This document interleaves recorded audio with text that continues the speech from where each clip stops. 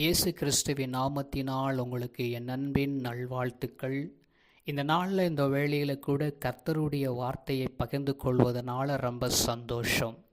இந்த நாளில் பாருங்கள், ஒரு அழகான ஒரு வசனத்தை நம்ம வாசித்து அதை நம்ம தியானிப்போம். சங்கீதம் 7ஆம் அதிகாரம் 1வது வசனம்.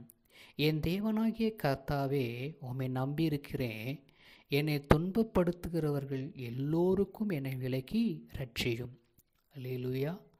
இந்த உலகத்தில் நம்ம வாழ்ந்து கொண்டிருக்கிற வாழ்க்கை நிறைய பேரால் நம்ம துன்பப்படுத்தப்படுகிறோம், கேவலப்படுத்துகிறோம், தள்ளப்பட்டு இருக்கிறோம். அதே போல் நமக்கு ஒரு வாழ்க்கையில் ரொம்ப கஷ்டத்தோடு இருந்து கொண்டிருக்கிறோம்.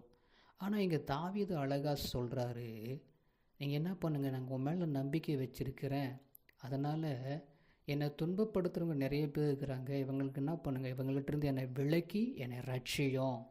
அந்த பாவத்தில் நான் போய் விழாதபடிக்கு, இந்த உலகத்தின் மோகத்தில் போய் விழாதபடிக்கு அவங்க என்னை துன்பப்படுத்தி கொண்டே இருக்கிறாங்க. அதனால் அவங்கள்ட்ட என்ன பண்ணுங்கள், என்னை விடுவித்து என்னை ரட்சியும் சொல்லி இங்கே தாவீது சொல்கிறத பார்க்க முடிகிறது.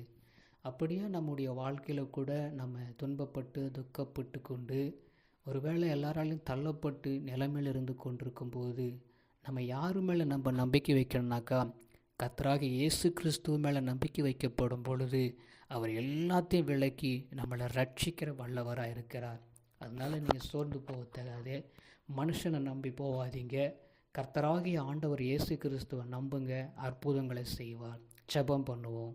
எங்களை கிருபையாக நேசிக்கிற எங்கள் அன்பின் நல்ல தகப்பனே, உம்மை நம்பியிருக்கிறபடியினால் என்னை ஆண்டவரே துன்பப்படுத்தக்கூடிய எல்லாருடைய கைக்கும் என்னை விலக்கி என்னை ரட்சிக்கும்படியாக உம்மிடத்தில் ஜெபிக்கிறோம். இந்த நாள் முழுவதும் இந்த வசனங்களை நிறைவேற்றி அற்புதம் செய்யும். ஆமென்.